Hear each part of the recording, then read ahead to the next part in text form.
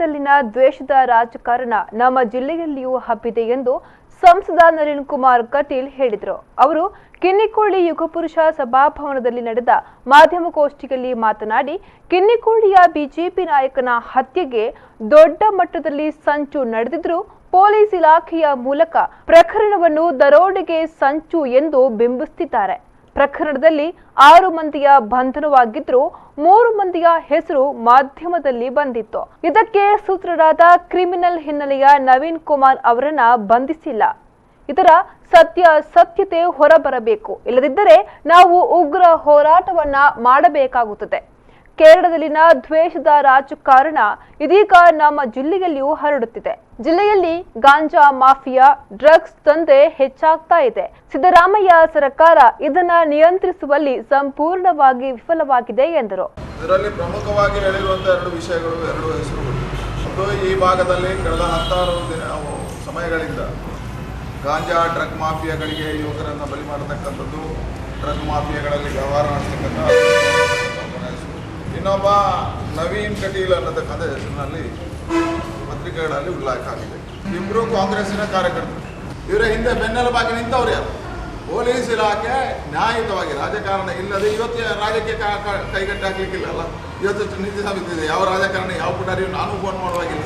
ಹಾಗೆ ನೇರ ನಿಮ್ಮ ಕೈಯಲ್ಲಿದೆ, ಮಾಡಿ. ನಾಯಕನ ಹತ್ಯೆಗೆ ಸಂಚು ಅಂತ ಹೇಳ್ತಕ್ಕಂಥ ಏನು ವರದಿಗಳು ಬಂದಿದೆ, ಇದರ ಪೂರ್ಣ ಪ್ರಮಾಣದ ಇದನ್ನು ಬಹಿರಂಗಪಡಿಸಬೇಕು, ತನಿಖೆ ಮಾಡಿ ಬಹಿರಂಗಪಡಿಸಬೇಕು ಅಂತ ಹೇಳಿ ಪೊಲೀಸ್ ಇಲಾಖೆಗೆ ನಾನು ಆಗ್ರಹವನ್ನು ಪಡಿಸ್ತೇನೆ.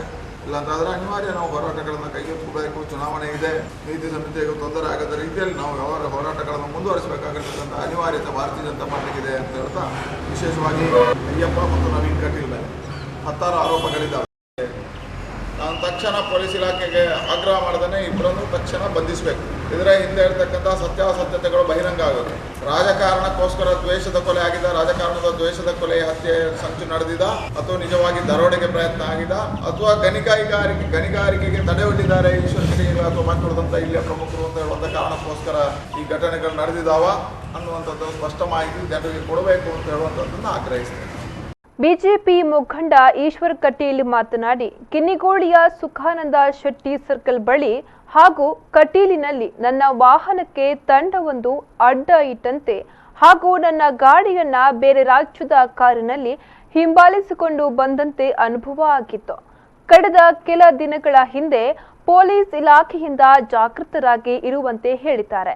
ಇದೀಗ ನಾಪತ್ತೆಯಾಗಿರುವ ಆರೋಪಿ ನವೀನ್ ಕುಮಾರ್ ಕಟೀಲು ಕೋರೆಯವರಿಂದ ಹಫ್ತಾ ವಸೂಲಿ, ಅಕ್ರಮ ಸರಾಯಿ ಮಾರಾಟದಲ್ಲಿ ತೊಡಗಿಸಿಕೊಂಡಿದ್ದ ಕಾಂಗ್ರೆಸ್ ಹೆಸರಿನಲ್ಲಿ ರಾಜಾರೋಷವಾಗಿ ಅಕ್ರಮ ದಂಧೆಯನ್ನ ನಡೆಸ್ತಾ ಇದ್ದಾನೆ ಎಂದರು. ಮಾಧ್ಯಮಗೋಷ್ಠಿಯಲ್ಲಿ ದಕ್ಷಿಣ ಕನ್ನಡ ಜಿಲ್ಲಾ ಬಿಜೆಪಿ ಕಾರ್ಯದರ್ಶಿ ಉಮನಾಥ ಕೋಟ್ಯಾನ್, ಸುದರ್ಶನ ಮೂಡುಬಿದ್ರೆ, ಜಿಲ್ಲಾ ಪಂಚಾಯತ್ ಉಪಾಧ್ಯಕ್ಷೆ ಕಸ್ತೂರಿ ಪಂಜ, ಭುವನಾಭಿರಾಮ ಉಡುಪ, ಸುಕೇಶ್ ಶಿರ್ತಾಡಿ, ಜಯಾನಂದ ಮುಲ್ಕಿ, ಅಭಿಲಾಷ್ ಶೆಟ್ಟಿ ಇನ್ನಿತರರು ಹಾಜರಿದ್ದರು.